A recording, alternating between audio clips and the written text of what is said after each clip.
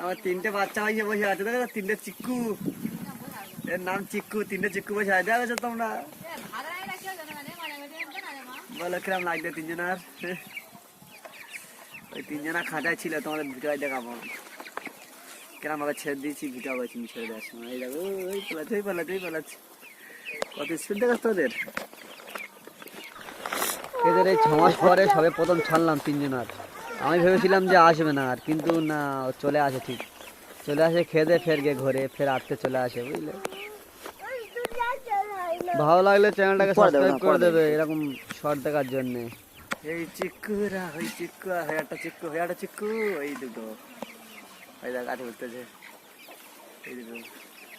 ঠিক আছে, তো ভিডিও এন্ড করে দিচ্ছি, তিনটে না।